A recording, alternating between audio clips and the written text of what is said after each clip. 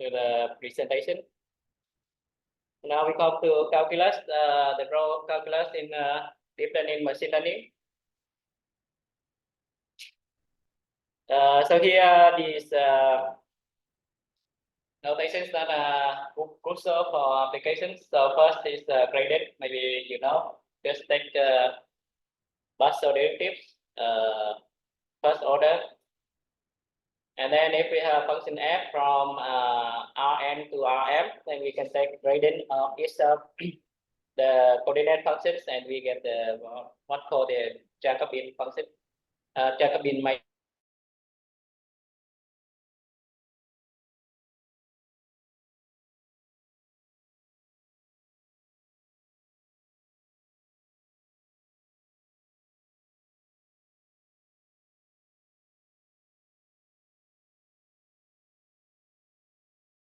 Jacobian matrix.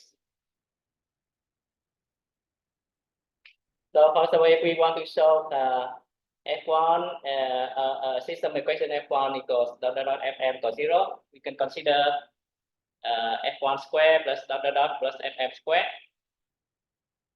And so this function f is big capital F is the non-negative, and we see that if we have root, then the value of the function is 0. So we have a global minimum. So we can have, if we have good optimization method, which can find global minima of function, then we can solve an equation, system equation. So we can see that solving system equation is spectral problem of this of optimization, and actually it's the spectral function of the least square problem, which I mentioned before. F1 square. So if you have picked, if you want to pick and you use the you want to fit the data and you use the square the Euclidean distance, then you get this square problem in statistics. So yeah. And then second derivative, Hessian matrix. So you take partial derivatives of the function f in up to second order, and you can check that possible Hessian matrix is actually the Jacobian of the gradient. So it's the relation between gradient and Jacobian and Hessian. And the second thing, and this is used in Newton method for optimization. We will come later. And also in geometry, it kind of represents curvature of something possible of your function f. And what's important about this action is that if your function f is C2, then this Hessian matrix is symmetric matrix, and a consequence is that the Hessian matrix always you can diagonalizable. It means that you can find all the eigenvalues.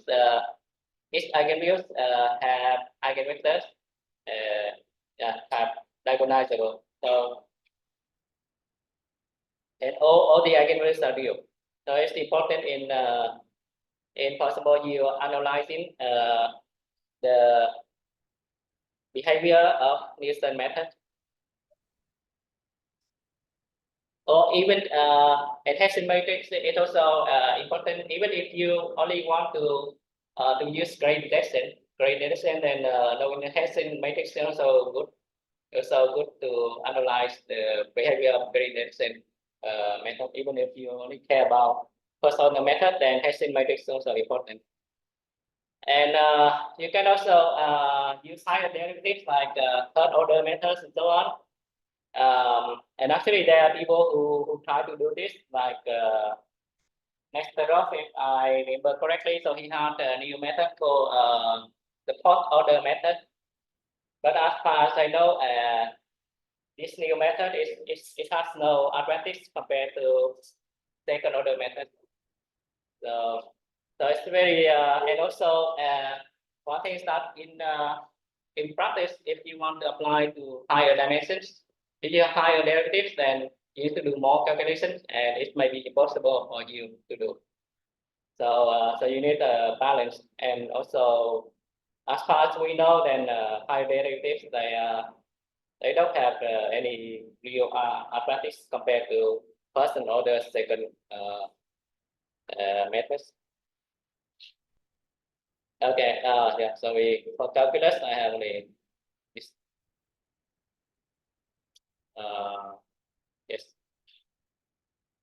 Now I come to probability and statistics. So actually, this is very important for deep neural networks. So maybe if we need to say what the most important use of mathematics that apply to deep learning, then first we need approximation theory because we need to decide deep neural networks. Secondly, we need probability statistics because they will there are many practice in this with will come into the design, for example, mini bars, and then also the choice of a loss function and so on, and many other things. And then the third thing is optimization, because you want to find a good parameter, so you need to run a good optimization method. So these three things, and the other fields they are to help you with this goal. First of all, the other fields they help you to prove that these your methods, your algorithm, they converge to also minima. Yeah.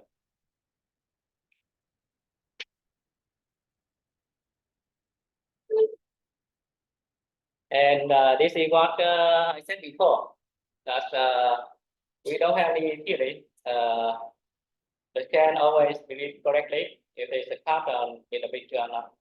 Like, first of all, you could say, okay, we have card, then we should have the ear, and the ear should be like pointing. But maybe there's some cards that the ears may not look pointed, or maybe you have different angles, and it's difficult to say. And also, maybe sometimes you have pictures that look like partly like a cat and partly like a dog, and it's difficult to say if it's a cat or a dog. And that, yeah, so just come back to the representation before that I said that we shouldn't just say it has a cat or dog or mouse, but we should accept that, okay, picture could be partly a cat, partly a dog, partly a mouse. And so we should represent it in three numbers, not just one number.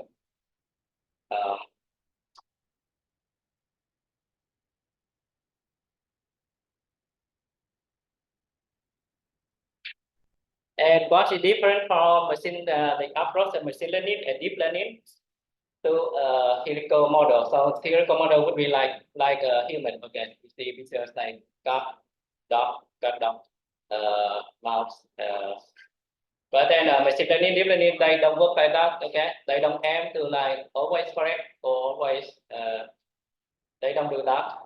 What they say, okay, if you give me like a lot of text, like if you give me 10,000 pictures and you ask me if there is a cat or not, then in 9,000 pictures I will give you the correct answer, and maybe I will be wrong in 1,000 pictures, but that's okay. So I will be wrong in 10%, but I will be correct in 90%. So that is the difference between if you have theory, just purely theory. You want to do something like a theory, like a theorem. Okay, you prove that. Okay, if in this picture you have this A, B, C, D, E, then it's a cat. If you don't have A, B, C, D, E, it's a dog. Okay, actually you don't have such a theorem, but you can, but deep learning it can do it. The only thing is that it won't be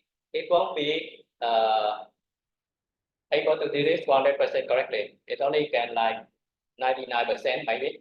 It depends on the data, also the question you ask.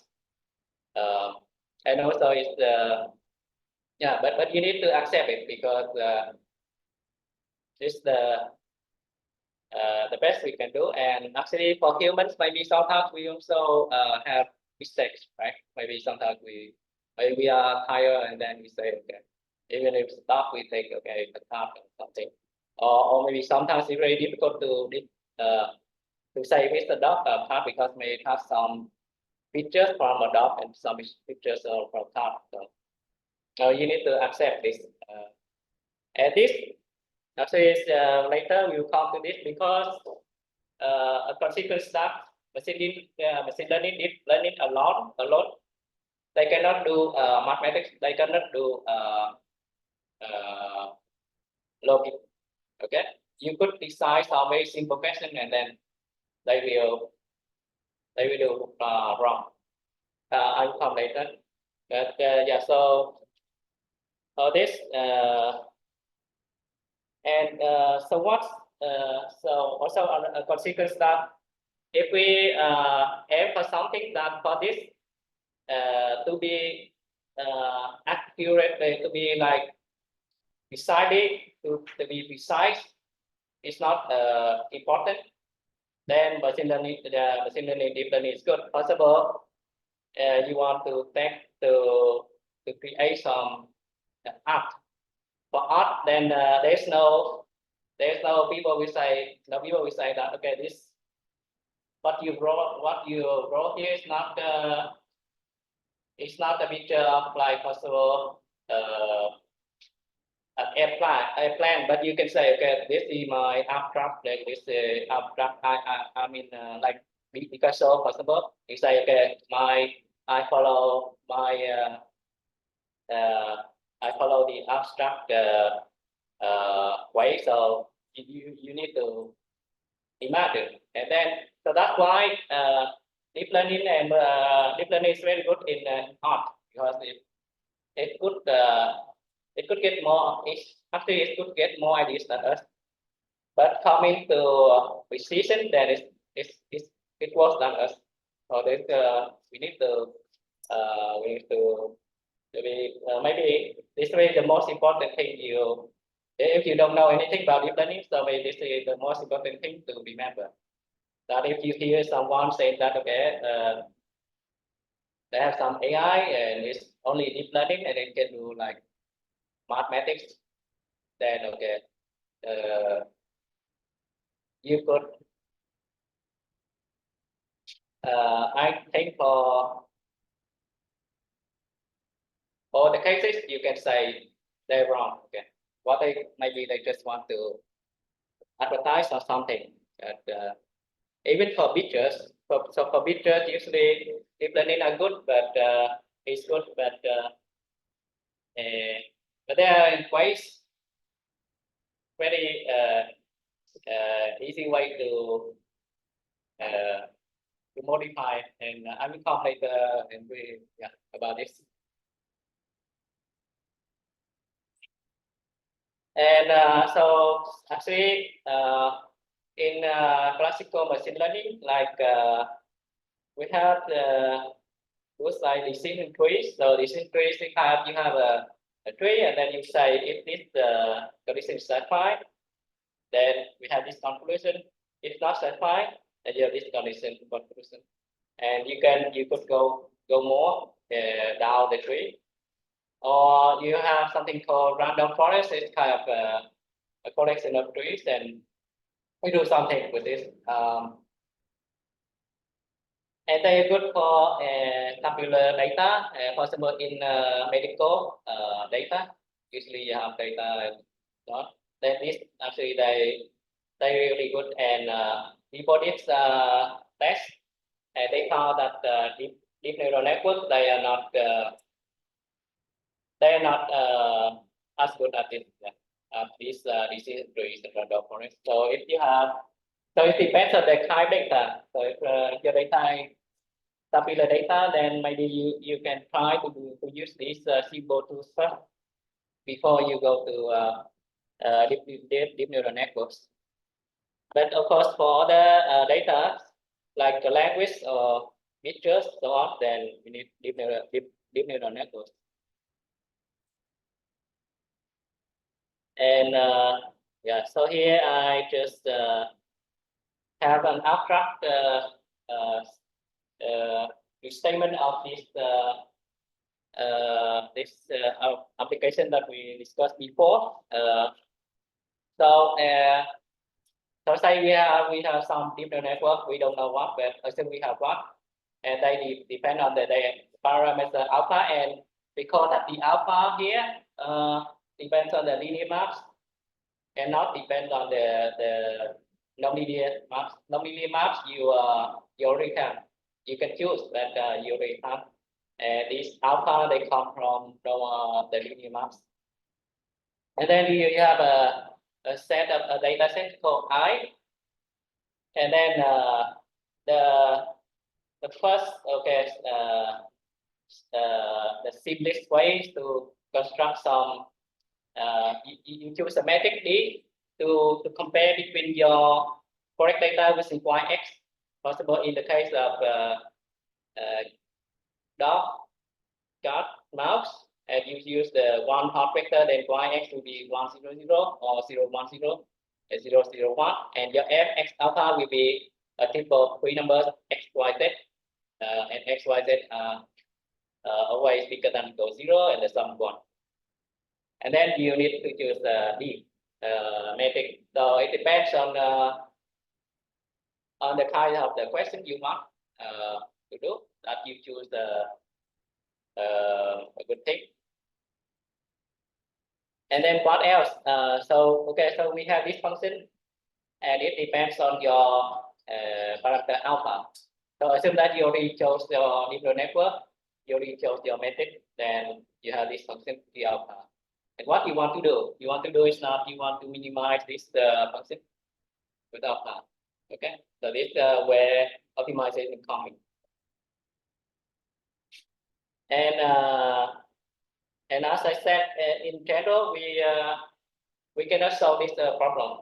Even if you have even if you can solve it, even if it's just like sum of xi squared, even that. But actually, I learned this when I was in Australia, and then I came to an industrial kind of industrial group learning something, and then I was with one person, and he is in he was a bank. He was yeah, a boss in a bank, and then then he quit it, and then he did PhD, and then we was assigned to do something, some question, and then it reduced to just finding minimization, just do minimization of a quadratic function, just sum of like ai xi squared, and then plus b also plus some bij xi xj, and then there's the number of variables, not very many, just I think just 10, and then I could solve it. I could solve it by I just take the just find the critical point. I just take relative, and then I critical points, and then I give him. But then what he did was, okay, he wrote something, and he run, okay, he run this, and he run, and then he got some number, and then I said, okay, why don't you do this? I have this precise formula, so why don't you? And he said, no, he preferred this, and then later at that time I didn't know, but later I knew that what he did was he used gradient descent for this function. And then also later I recognized that actually, okay, even for those functions that you can find the precise formula might be not good, because several things. First, if your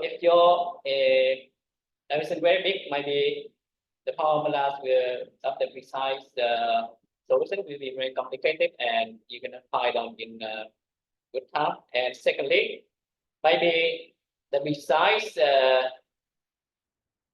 solution is not the correct answer for the question you want to do. but this kind of iterative, somehow it could find a better way. We don't know, but actually this and in general, we cannot solve this thing. So then, so what we do is we have this function, and we choose a random value alpha 0, like what people proposed before, Mitch and Markolov they proposed, and then we iterate by some automation method. We will talk to some of the methods later. And then we run possible, we don't have much resource, so we don't have much time, so we say, okay, I will run it 1,000 times, and you take at the 1,000 at step 1,000, you get a value for alpha, for its alpha half, and you use it for the new data. Yeah, so this is the way, simple way to say this. But actually, this is not what people do in deep learning. So what they do is not, for example, in the 1,000 step that you run, at each step, you get one alpha, for example, alpha 1 to alpha 1,000, and then you will have so-called validation set.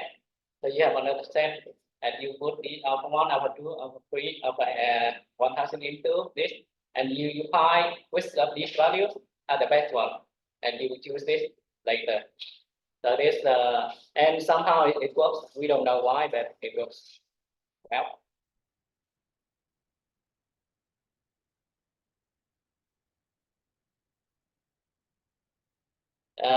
Yes, and then this I come back to this. Let me say before. Now we, yeah, this is the submark function that I tried before, but now I write the formula. So you can see that it's the B number bigger than 0, and the sum is 1. This one way. And like I said before, we don't know if this number actually probabilities, maybe not. But the thing is that when we do this in practice, then they work.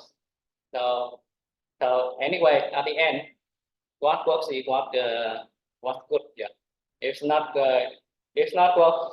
Even if you have a very good theory, you have like, yeah.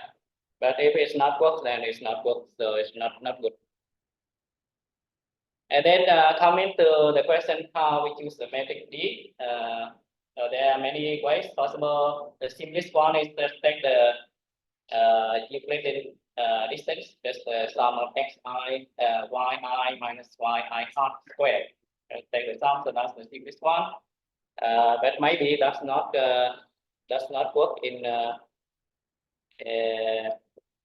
So it depends on what. And now we can come to this and see some of the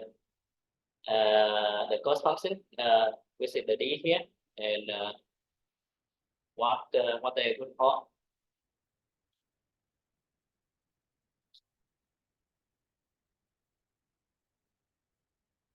Oh, let's see, maybe.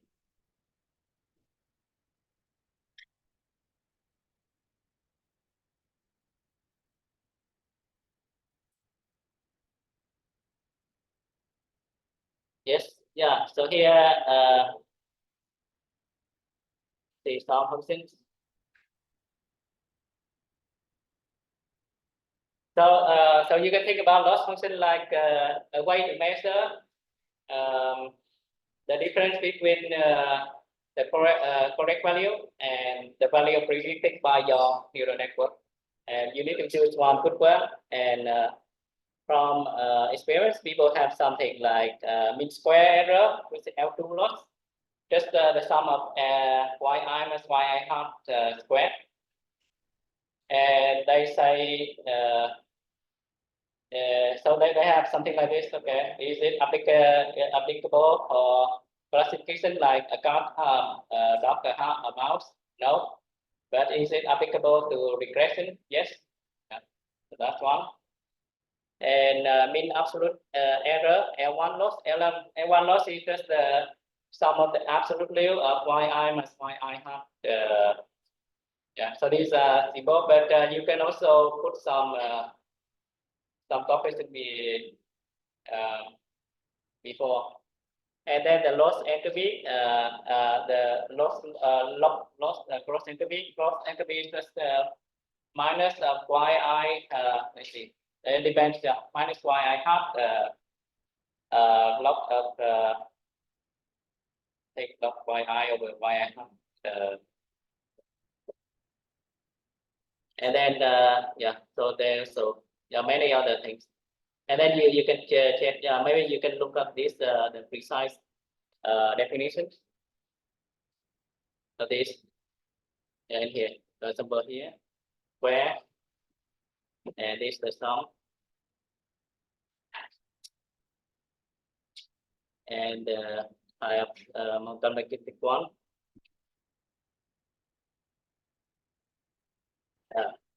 The cross entropy. Okay, so y cross. But if possibly your y is one, then it becomes y minus y log f. Yeah, I want to say. It's not yeah. And actually a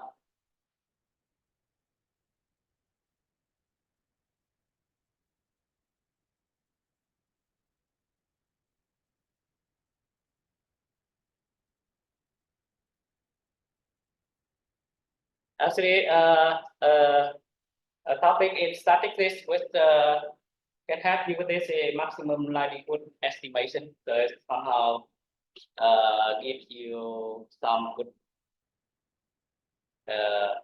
loss function to start with this thing. I will go to this. Now there is also another many other practice from statistics, but here we come to one other. That's okay. The simplest statement of the question in machine deep learning that we do is that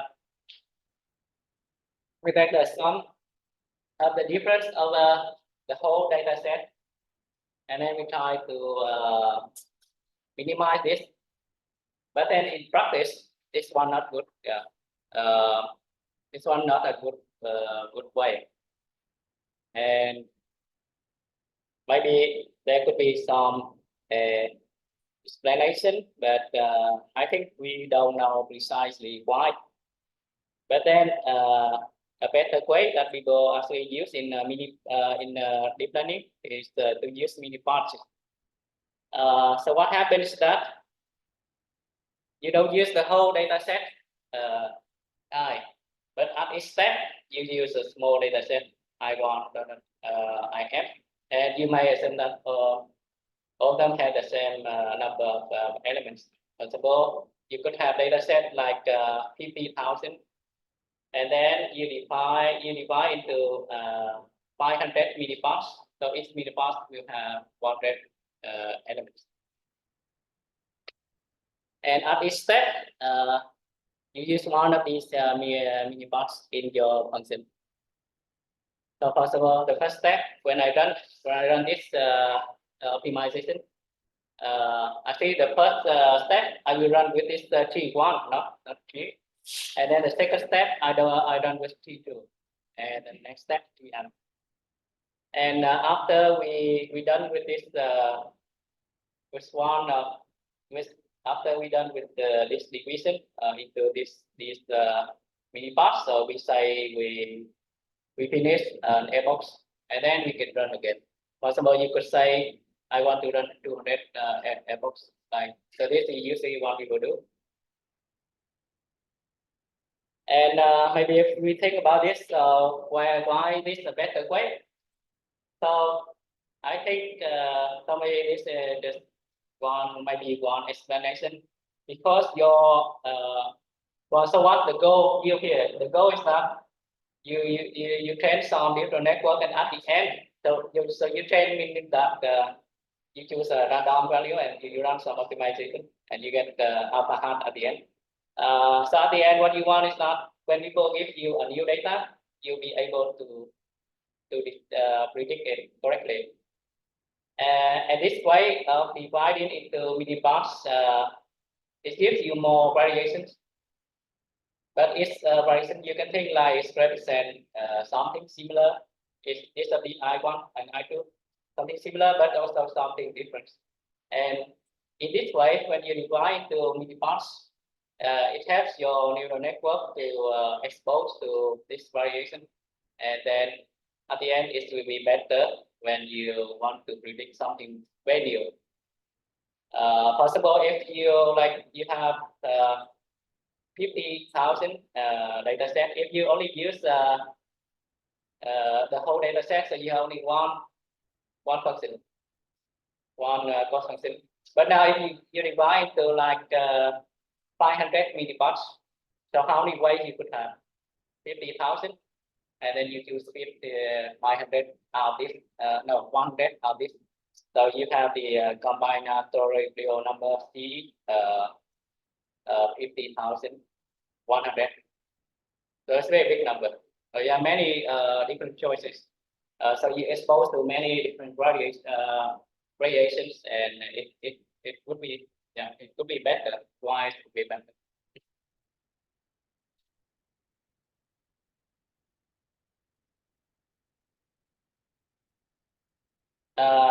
And then a consequence of this is that we don't work with usual optimization, because in usual optimization you have only one function, and then you run this. Also, I have function fxy equals x squared plus y squared, and then I done with the same. So the next step I will do with this thing, the same function x squared plus y squared, and so I start also from 1 1, and I use the gradient descent. I may go 1 1. I don't know.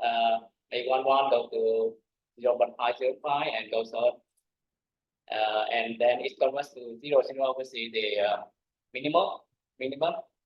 But here maybe your function not it's not x squared plus y squared always, but it's like an x squared plus bn y squared, and an bn change. So possible. The first time I choose 1 1, then I apply gradient descent. It will be applied to a1 a1 x squared plus b1 y squared, and then I get x1 y1. Then apply x1 y1, this x1 y1, and I apply to the new function a2 x squared plus b2 y squared. I will come later when we come to optimization. So anyway, this means that we are working with a new thing. It's not usual optimization, but it's stochastic optimization. And you will see later how stochastic optimization works. It doesn't work like we think about. We think like the usual one.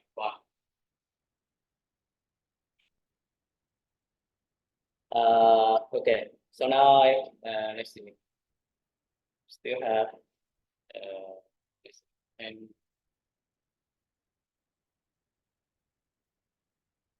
maybe yeah, still have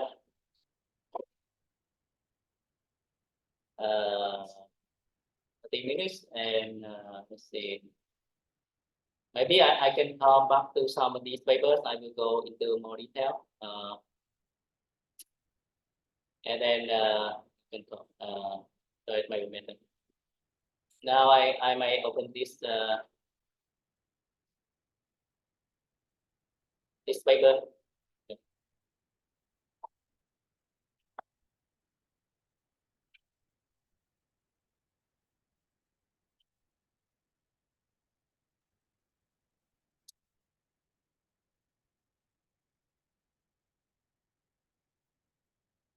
Yeah.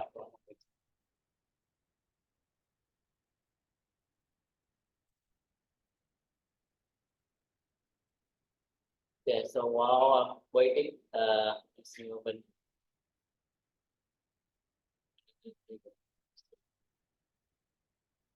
Yeah, there I can go in some details of this paper. It's very interesting.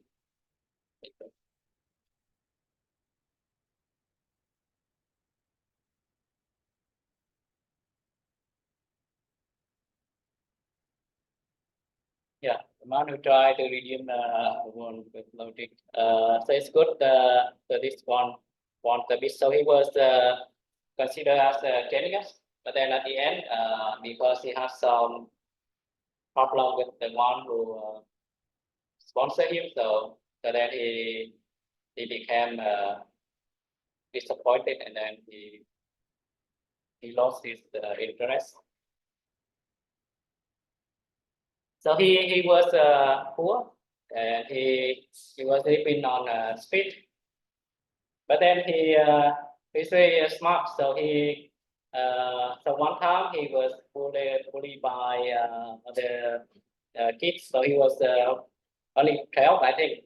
And then he tried to escape these people, and then he went into the library, and then he stayed there for, I think, three days. He stayed there for 3 days, and he read the whole book by this Bertrand Russell and Alfred Whitehead. He read the whole book, and then not just read the whole book, but he found some errors in this book, and then he wrote to this one of these authors. Those are the Russell and Whitehead, so they was like the biggest names at that time. And then Whitehead, I think Whitehead, or yeah, maybe one of them was very impressed by him. Russell, yeah. Russell was very impressed, so he invited this guy to come to Cambridge University to do PhD. But then he was only 12 years old, okay, so he cannot.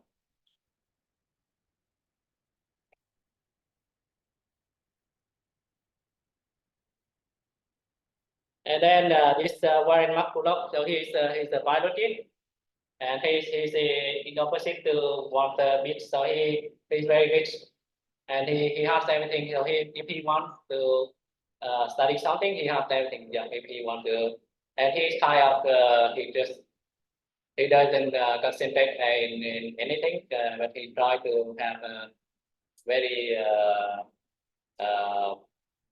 yeah very general study.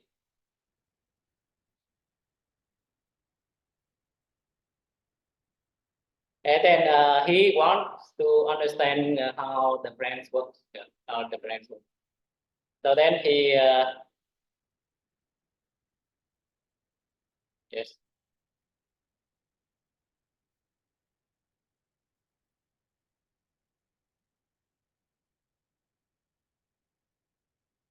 The bits yeah, bits so he didn't get admitted in University of Chicago, but he just attended yeah, as yeah, freely. And then he met someone, and then this introduced him to this McCulloch, and then they talk to each other, and then they have the common thing that Leibniz Leibniz. So the idea of Leibniz is that we could for everything, even life, even things, we could use the logic to represent everything. And this is the idea they want. So then McCulloch, he is not good at mathematics, so he is meant to this that he wants to use Leibniz idea for the brains, for how the neurons work in brain.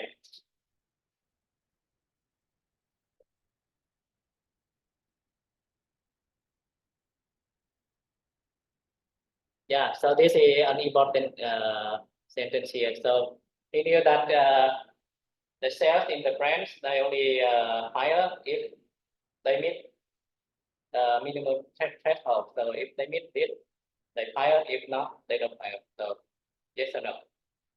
So it means you can use login somehow.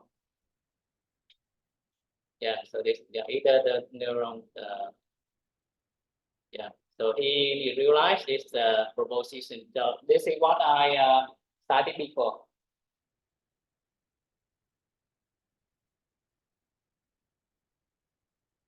So then McCulloch, yeah, he read the paper by Alan Turing, So at that time, Alan Turing, I think this paper was about how you could theoretically make a computer to do every computation you want.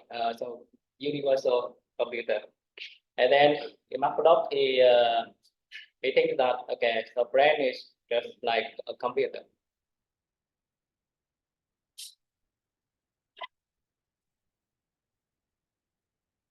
And then the brain, the work of the brain can be used, done by compose very simple things like the logic case, just and or not, so on.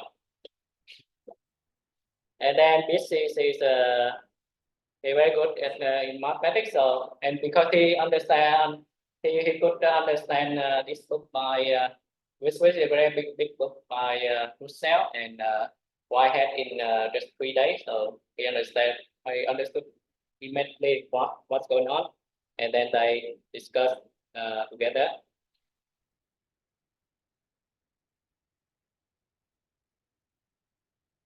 Yeah. So then so then they have some obstacles that but then Bits knew how to do it. Yeah.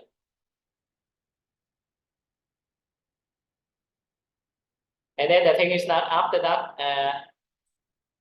Makulov got a position, and then he brought Bits with him, and then that's how Bits.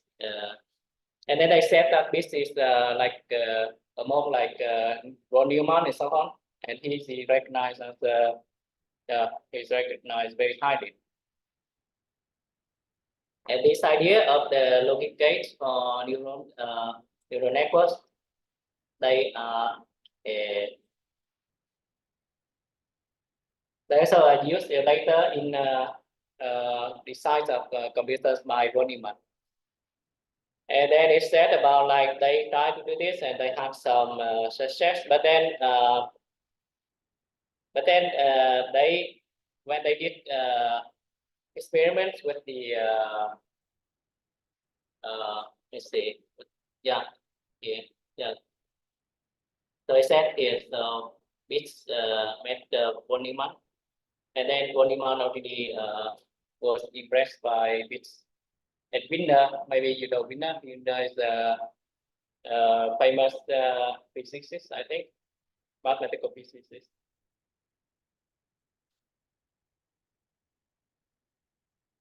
Yeah, so I said they.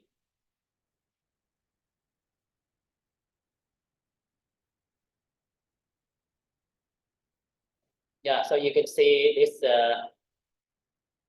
It said here when Von Neumann he designed his computers, he used this idea by Bits and Markov. So actually, neural networks was designed before the computers by Von Neumann. Yeah. Here it said.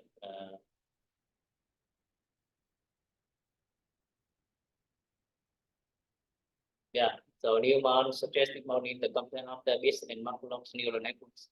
The neural networks were before computers.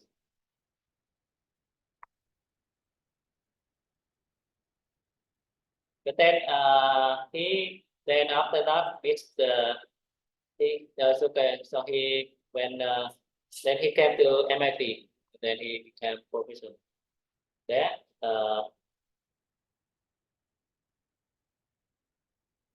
And then there was some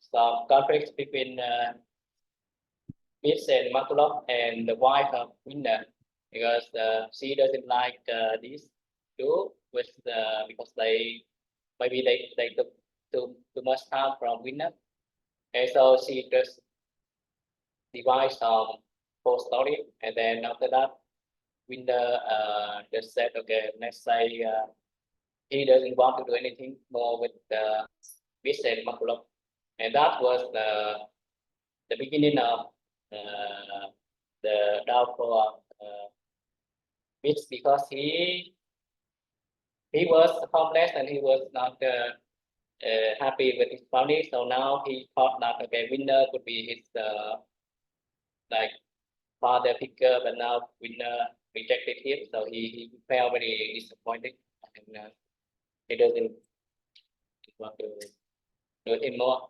And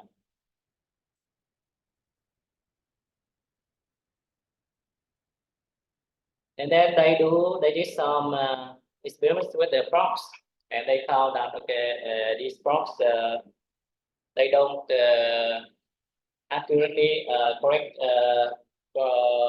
mask their idea about logic gates. And then this adds more into this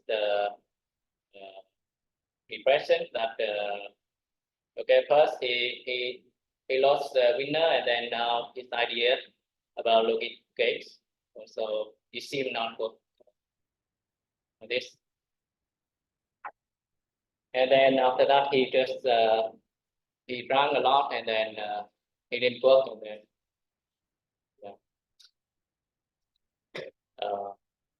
and then he withdrew. But then now we know that yeah, this idea now they are using of course not this simple one, but this kind of they are the starting point for both computers and deep neural networks. So maybe you don't know, maybe at the time it doesn't work, but later maybe. Yeah. And this explain one paper. Maybe it's good if you like, you can read it. It's very interesting. And then it's been good. I don't know why I couldn't. Let me see it.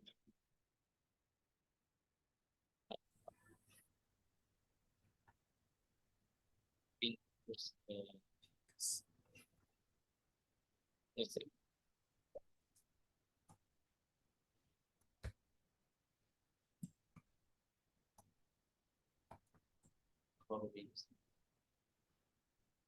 What happens?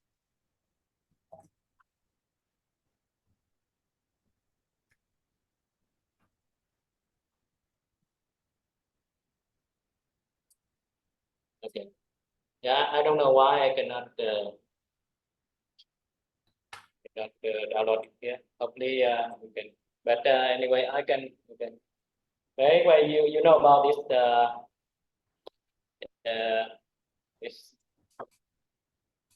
the main theorem, which is universal approximation theorem. But if you want to know more detail and how you can prove these things, and also so how why it also applies to like this radio function and so on, you can read this paper. It's very good. It's a theoretical foundation for deep neural networks. Anyway, maybe I can come back to my slides.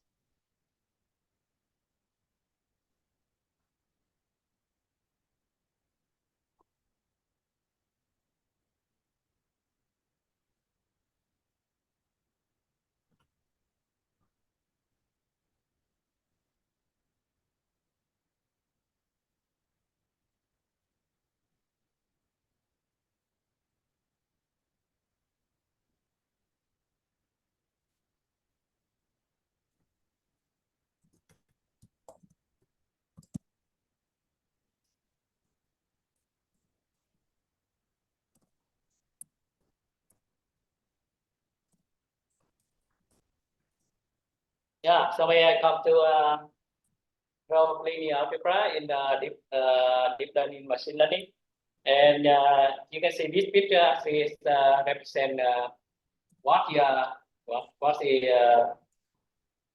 one also technique that if you have good matrix multiplication, then you have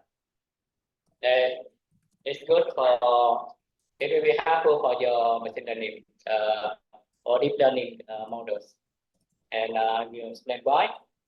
And also, actually, if you hear about the chips and so on, actually in the chips, computer chips. So actually, they also try to do something like this. They incorporate some good multiplication matrices. So if you have some ways to practically do this multiplication well, you can sell it to like NVIDIA, and you will become rich. They say, yeah. So actually, it's fast multiplication is a very important application of matrix of linear algebra. So it's used in many applications. For example, if you remember the deep neural network is a composition of very simple functions like a nonlinear function, but it's just from real to real, or something like radial, or something like maximal function. So very simple, and then linear function. So and then if you need to compute if you want to compute if you want to use gradient descent, for example, you need to compute the gradient of this function. And from calculus, then gradient of composition function is very simple, right? It's just the product of the gradients of the components, and its gradient of this component is just a matrix. So at the end, what you do is you multiply many matrices together. So if you have a very good way to multiply matrices, then if you can do this fast, then it's good. Also computer chips. So that's why the chips is more powerful if you have a more powerful, more fast way to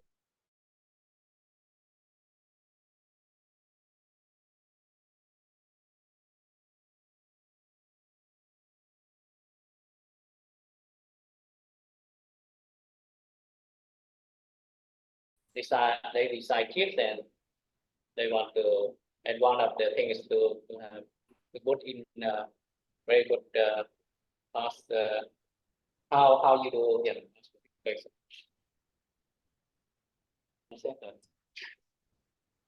okay. Okay, so if we do textbook algorithm, so in for multiply two matrices, so how you do it? For example, I have matrix A and B. So what I do is I take a row in matrix A, I multiply with the column in matrix Trời ơi. Trời đất. So for example, if I want to multiply two n by n matrices, so if I take a row, I multiply with the column. So I need to do n multiplications and n minus 1 some addition. So n and n minus 1. And you need to do this for so for example, I have a row here and I multiply with all the columns here. So I need to do like n to n minus 1. And then because my matrix have n rows, so I have n squared to n minus 1. So it's about like n to 3. So for example, if you have a matrix like in a large language model, you have like 10 to you have like billions or 1,000 billion parameters with so it means that here your dimension of your matrix have n is 10 to 10 to 10 to the 10 or 10 to the 12, 10 to 30. And if you want to compute matrix, so so it's a lot here anyway. And actually there are other ways to do faster than this n3, and you can look at this Wikipedia page about computational complexity of matrix multiplication. And there this stress sense algorithm, I think is the first algorithm that so that you can do better than n to the 3. And then after that, we will have many other ways. But in practice, then Station algorithm is the best. So even if you have like something like Station algorithm, I think is n to 2.7 something, I think. And then now we will have like n to 3 something, n to 1.3 something, or better. O, but you have the O here, and the O is very you need to be careful with the O, because first of all, the O is like if you have like just an algorithm, you could have like it's the precise estimate is like 10 to the 3 and n to 2.7. And then if you have the better one like O of n to 2.3, but the constant is like 10 to the 10, so 10 to 10 power n to 2.3. So actually, then the second algorithm is only better than the same algorithm if this n is I think this n is like bigger than 10,000 or something. Yeah. So you need to. So it depends on what's the domain you want to apply this algorithm. So you need to be careful about this kind of O and theta, because it might look better, but might be in practice not better, because the domain that you apply is, or the domain that you apply, then the algorithm that looks worse actually is better because of the constant involved. Constant may it's only better if the n here go to infinity, but in practice you don't work with infinity. You work with a certain number. So this might explain why even some algorithm it might look better, but it's not better. And actually, people conjecture that actually you can do multiplication of two matrices in O(n) squared. And now they come close to this, but not yet.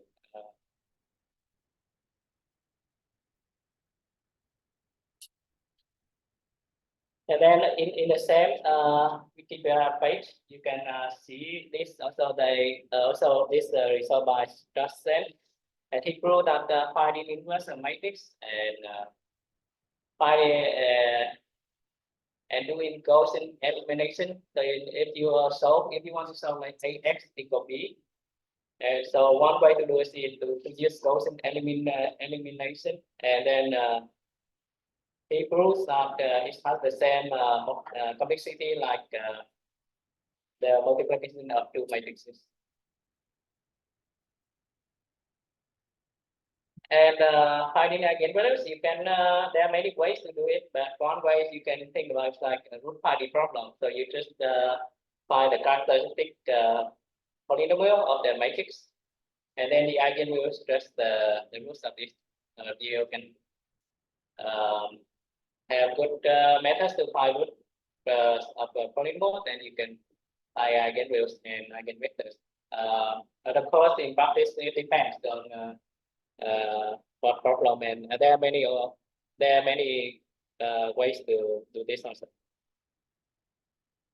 And then actually what we the use of linear algebra is like, because the correct values we usually don't have. For example, even AX equal B, and assume that A square matrix. If A is invertible, we just do A inverse. X will be equal A inverse times B. But in practice, you don't do this. You use some iterative methods. And again, this is kind of the theme. If you want to do in practice, then you need to do iteration. Yeah. You don't use the precise formula, because precise formula good for theory. And you can do it in small examples, but in general, they may not be good. Yeah. And then another way is first of all, you have a theorem, and you need to use all the eigenvalues and all the eigenvectors. But in practice, maybe you don't need to do all this. You only need to like compute. You need to use just a few signification values, possible the value, eigenvalue of the, which are the big one, absolute value, which was used in the glucose shots or some, maybe 10 plus eigenvalues. Then you have a method which is called Lanzos algorithm. Very good for this.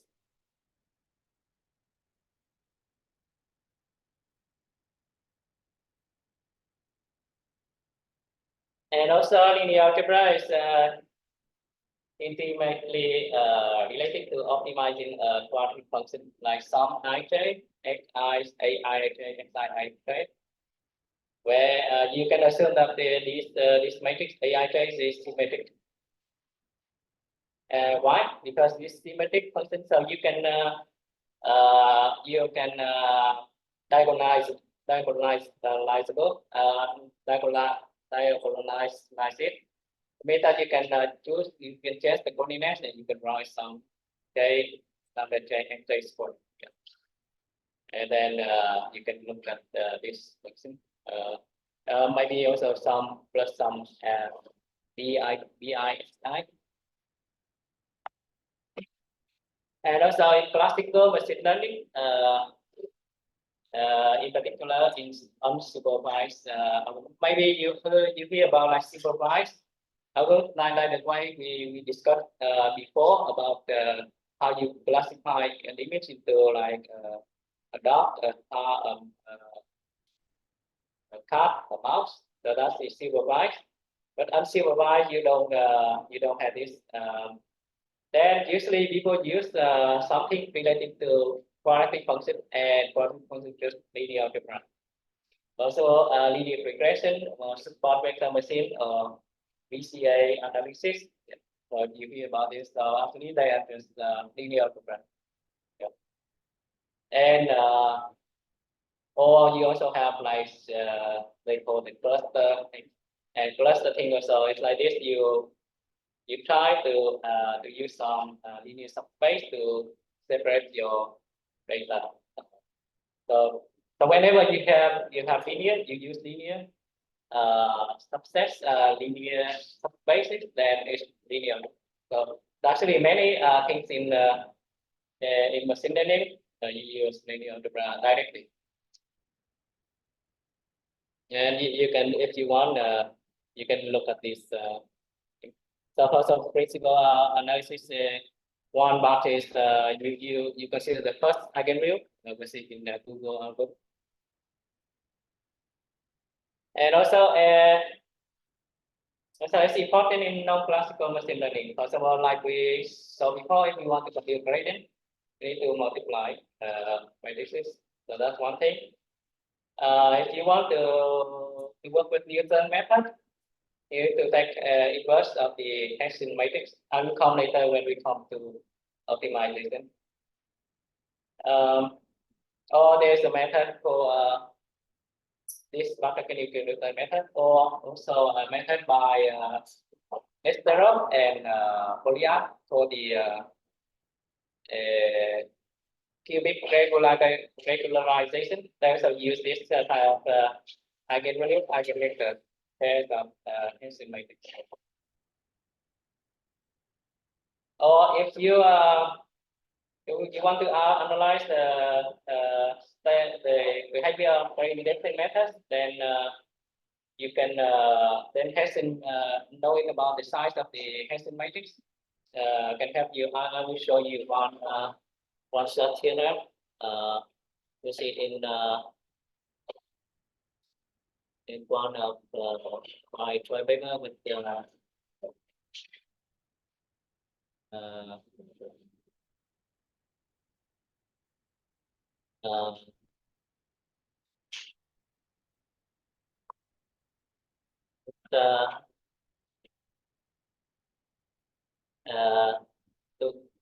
so he was also a student at here, and now he works in Axon AI research with a company in the US, and it's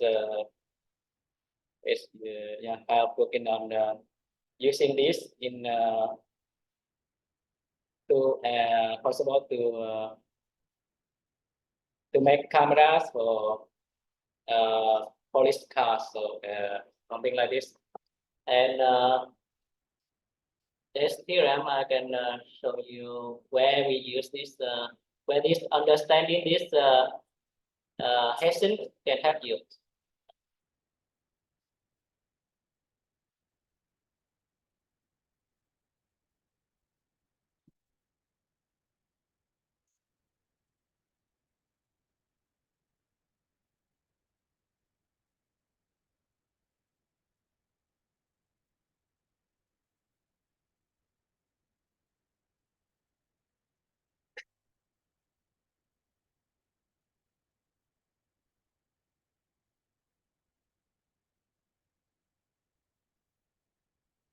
Oh yeah, so here you can see there's an analysis of variation of gradient for a backtracking gradient, which so the usual gradient is that xn plus 1 equal xn minus some delta gradient. If delta bigger than 0 for the learning rate, and is it good? This gradient is good. In that people prove that it's avoid starter points. We come later to starter points. But one not good about this is that you don't have global convergence for this, except if possible you know something like you assume that also the gradient of f is Lipschitz continuous, globally Lipschitz continuous, and the delta is less than 1 over L, then you can prove convergence, global convergence. Otherwise, you don't have this, and this backtracking is not better convergence, global convergence. And then this the an analysis that what could be the best delta n you could use, and we prove that it's bounded from above by this thing which depends on the Hessian matrix. Yeah. So if you know Hessian matrix, it's helpful even if you only want to do gradient descent. And maybe it's a good time to stop, because I don't want to stay too much, because it's already late, and also if I stay too much today, then maybe tomorrow I don't have anything more to say. Okay, so thank you. So see you again tomorrow. Cảm ơn bên không biết là cô anh chị có câu hỏi gì không?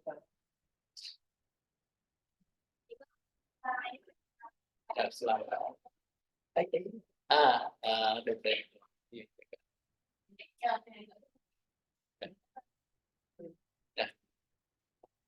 Nếu không có gì làm hỏi. When you divide the effect including the methods, they necessarily destroy the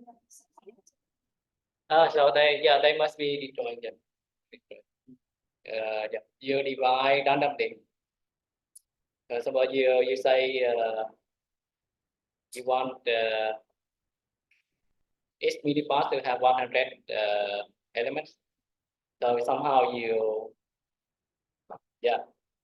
you have 500 destroyed sets, and the union will be the whole data set.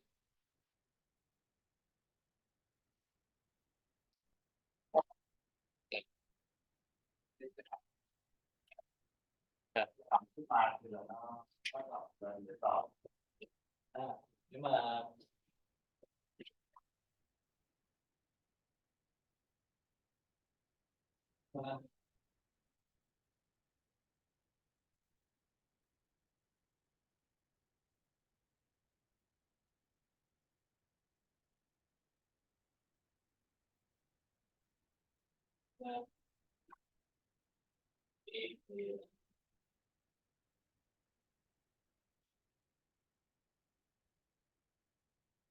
nó đọc lên từng coordinate.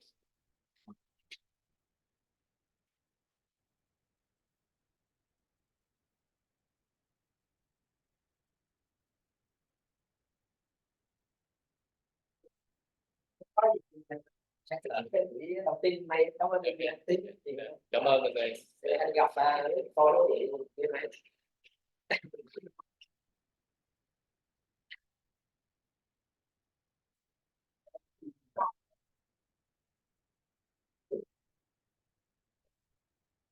cái bài mình chọn về nó không bác bất tiện hết, mình chọn